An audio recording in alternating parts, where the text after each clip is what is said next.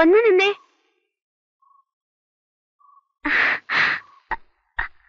സുധയല്ലേ? അതെ. അയ്യോ, അലുവ കഷ്ണം മുറിച്ചു വെച്ചോലൊരു തങ്കക്കൂടാണല്ല. ഞാൻ റാഹേൽ, നിങ്ങളുടെ ഉണ്ണികൃഷ്ണന്റെ ഭാര്യ. പോട്ടെ.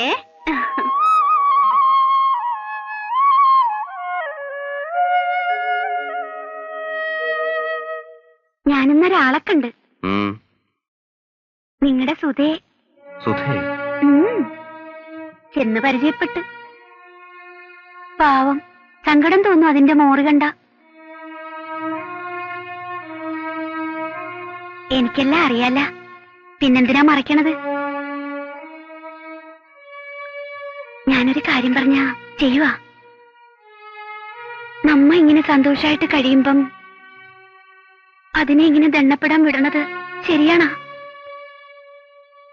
മുക്കര കുടിയനാണ്, ഒന്നിനും ഒരു പിടിപ്പില്ലാണ്ടെന്നല്ലാതെ വേറൊരു ദൂഷ്യം അതിന്റെ കെട്ടിയവനില്ലെന്നാ അമ്മ പറയണത്. നിങ്ങ വിചാരിച്ചാ അതിയാനെ ഒരു വഴിക്ക് കൊണ്ടുവരാൻ പറ്റൂലേ? ഞാനോ? ചെന്ന് മുഖത്താട്ട് നോക്കി 4 പുളിച്ച വർത്താനം അങ്ങാട്ട് പറയുന്നു. അനുരാഗ നാടകത്തിൻ അന്ത്യമാം രംഗം തീർന്നു, അരങ്ങിലാളൊഴിഞ്ഞു. എന്റെ പൊന്നി ഏട്ടാ, അതങ്ങോട്ട് വലിക്കേ, എനിക്ക് കട അടയ്ക്കണം.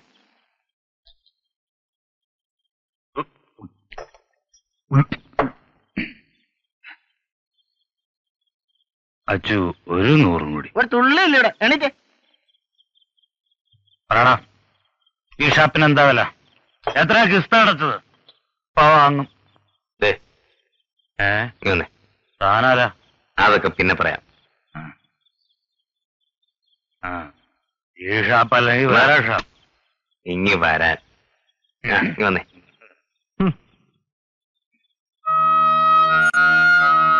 നഷ്ടപ്പെടുത്തുന്നത് എന്താണെന്ന് ഗോപി മനസ്സിലാക്കുന്നില്ല. എന്റെ ഭാര്യയും കുഞ്ഞും വരെ എന്നെ വിളിച്ചു പോയി ആശാനെ. ഉപേക്ഷിച്ചു പോയതല്ല, സഹി കേട്ട് തന്റെ കുഞ്ഞിനെ കഴുത്തിരിച്ചു കൊന്ന് ആത്മഹത്യ ചെയ്യാൻ ധൈര്യം കിട്ടാണ്ട് ഓടി രക്ഷപ്പെട്ടെന്ന് പറയേ. ഇതൊക്കെ പറയാൻ ഞാനാരല്ലേ? തന്റെ ഭാര്യയെ ഓർമ്മ തെളിഞ്ഞ നാളു തൊട്ട് സ്നേഹിച്ച് സ്വന്തമാക്കാൻ കൊതിച്ച മനുഷ്യൻ, അവളുടെ മുറച്ചെറുക്കൻ. എന്നേക്കാളും യോഗ്യനായ ഭർത്താവിനെ പ്രതാപം നോക്കി കണ്ടുപിടിച്ചാണ് അവളുടെ അച്ഛൻ തന്നെ. ഇന്ന് ഞാൻ വേറെ വിവാഹിതനാണ്. പക്ഷെ അന്ന് തന്നെ ഉപേക്ഷിച്ച് അവൾ ഓടി വരുമ്പോൾ അല്ലായിരുന്നു. ഞാൻ അവളോട് കെഞ്ചി അവളെ ഞാൻ ഏൽക്കാമെന്ന്. അവൾ പറഞ്ഞ മറുപടി അറിയോ? മരിക്കണതുവരെ തന്റെ മകന്റെ അമ്മ മാത്രമായിരിക്കും അവളെന്ന്. ആശാനെ, ഞാൻ മടിശീലയുടെ കണ്ണം കുറയുമ്പോൾ ചങ്ങാതിമാരുണ്ടാവില്ല, ബന്ധുക്കളുണ്ടാവില്ല. ഒടുക്കം ഉഴുത്ത പട്ടിയെപ്പോലെ തെരുവോരത്ത് തെണ്ടി അലഞ്ഞ് വീണിച്ചാകുമ്പോൾ തന്നെ ഓർത്ത് കരയാൻ അന്നും ആ പെണ്ണെ കാണൂ. വായി കരിയിടാൻ തന്റെ മകനെ ഉണ്ടാവും. പറഞ്ഞ തുക മുഴുവനുണ്ട്. ഉപകാരമായി.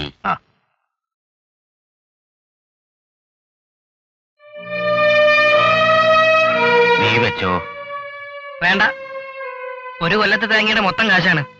പെരുവണ്ണാനും ചെണ്ടക്കാരൻ കൊടുത്തു കഴിഞ്ഞാ ബാക്കി എന്റെ കഷ്ടേ കാണൂ. അച്ഛൻ തന്നെ അച്ഛാ മതി. നിനക്ക് മനസ്താപം കാണും. ഈ തുക കൊണ്ട് നീ പലതും ഉദ്ദേശിച്ചിരിക്കും.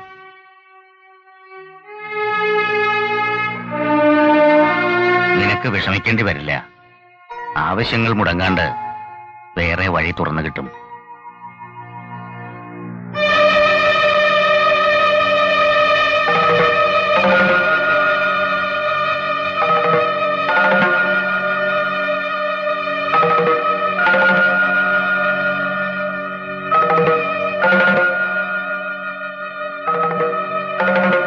ക്ഷമിക്കണം, ഞാൻ വേറൊരു ലോകത്തിലായിരുന്നു. ഇനി എന്നോട് ക്ഷമിക്കണം.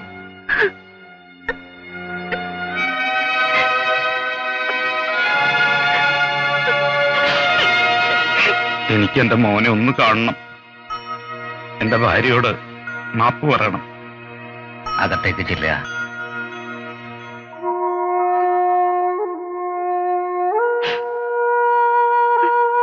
സുധേ,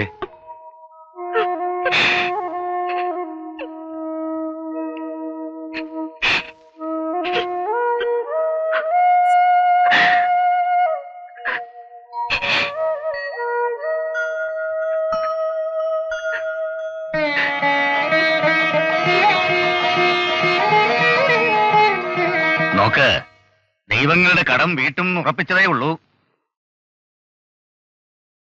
പ്രത്യക്ഷത്തിൽ ഫലം കണ്ടോ? ഈ തറവാട്ടിലെ ഏറ്റവും വലിയ ദുഃഖമായിരുന്നു നിന്റെ ഓപ്പോളുടെ കണ്ണീര്. പരിഹാരം കൊണ്ടെത്തുന്നത് കണ്ടോടാ. തല മുഴുവൻ പേന.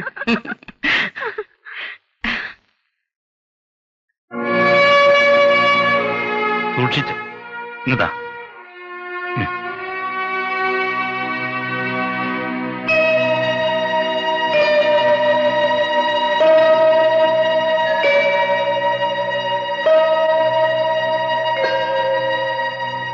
അമ്മായിക്ക് മനസ്സിലായില്ലെന്നുണ്ടോ?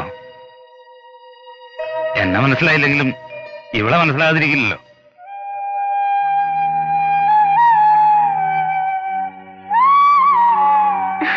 മനസ്സിലാകാണ്ട് എവിടെ പോവാനാണ്? മരുമകളല്ലേ? ഇവൻ ഞാനെന്ന് കണ്ടേനേക്കാളും വലുതായി കേട്ടാ.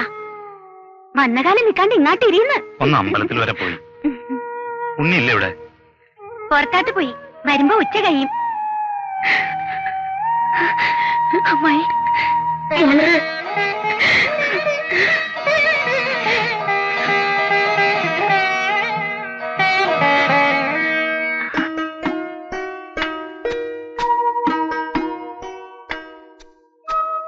നിനക്ക് എങ്ങനെ കഴിയുന്നു ഇതൊക്കെ?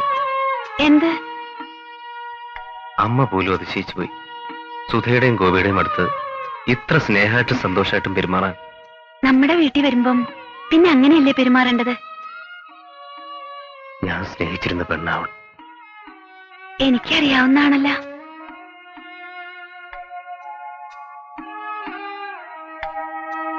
ഇങ്ങോട്ട് നോക്കിയേ. നിങ്ങൾ സ്നേഹമുള്ളവനാ.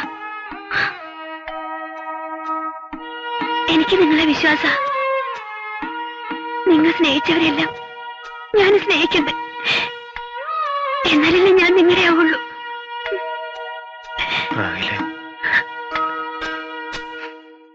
തെയ്യം നടത്തുന്നതിനോട് എനിക്ക് എതിർപ്പൊന്നുമില്ല. മുടങ്ങിക്കിടന്ന ഒരു സൽക്രമമല്ലേ, നടക്കട്ടെ. ചെലവിന്റെ കാര്യം ഓർത്തിട്ടാ ഇവന് പേടി.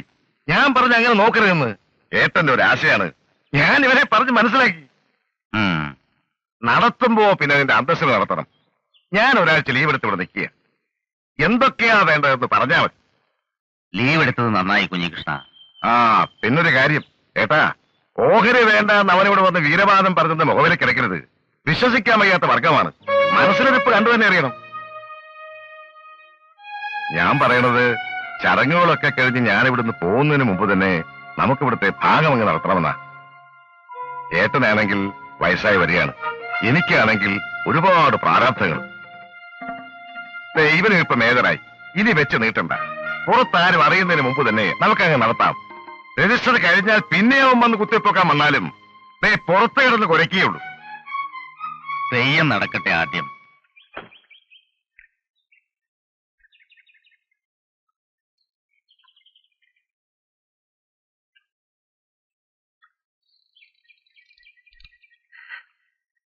ഞാൻ എന്തൊക്കെയാ ചെയ്യേണ്ടെന്ന് വെച്ചാൽ നേരത്തെ പറഞ്ഞു. കേമാക്കണം നമുക്ക്. പറ്റുമെങ്കിൽ ഇനി ഒരു കൊല്ലം നമുക്കിത് മുടക്കരുത്. എന്റെ വീട്ടിൽ തെയ്യം നടത്തുന്നതിന് തനിക്കെന്താ കാര്യം? നസ്രാണിച്ചയും പൊറപ്പിച്ച് കണ്ടമാനം നടക്കുന്നവന് എന്റെ കുടുംബത്തിൽ കാര്യമൊന്നുമില്ല. നീ എന്തൊക്കെയാ പറയണേ? അത് എന്റെ കൂടെ തറവാടല്ലേ? ആ അവകാശം പറഞ്ഞ് ഇനി എന്റെ വീട്ടിൽ പടി കിടന്ന കാര്യം വിട്ടും.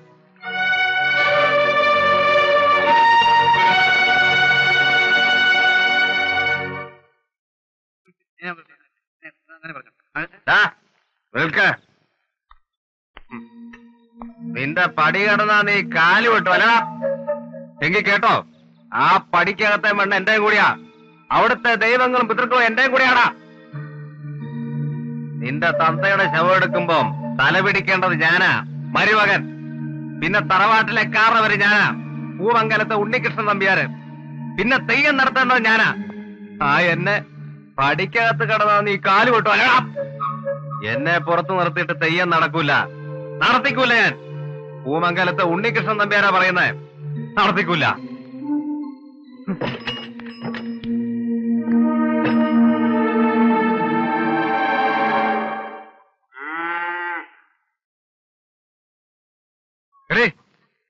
ഉണ്ണികൃഷ്ണൻ ഇവിടെ ഇല്ലല്ല. ആരാണ്? മനസ്സിലായില്ലല്ലോ. മനസ്സിലാക്കാൻ നീ എന്റെ ആരാ? ഓടി. ആരാ മോളെ? കുഞ്ഞേഷ, ഉണ്ണിയുടെ ചെറിയമ്മാവനാ. നീ കയറിയിരിക്കെ. ബന്ധം പുതുക്കാമെന്നതല്ല, കയറിയിരുന്ന് അങ്ങോട്ട് വിസ്തരിക്കാൻ.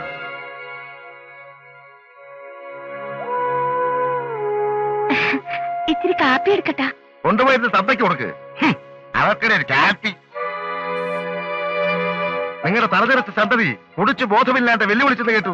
അത് ആരെ? ഇത്തിരി ഇല്ലാത്ത രഘുവിനെ തെയ്യം നടത്തിക്കൂല അത്രേ. അതിനവന്റെ തന്തയുടെ വകയല്ലേ ഈ നാട്. കുഞ്ഞേഷ, നീ ബഹളം വെക്കാണ്ട് മര്യാദയ്ക്ക് സംസാരിക്ക്. ബഹളം വയ്ക്കുക മാത്രമല്ല, ഇടയാൻ നിന്നാൽ ഈ പുറയ്ക്ക് തീ കൊടുത്തു. പറഞ്ഞേക്കവനോട് തെയ്യം നടക്കുന്ന സ്ഥലത്തെങ്ങാനോ അവന്റെ തലവെട്ടം കണ്ടാൽ ശവം ഈ പുഴയിലാവൂല പൊതണത്.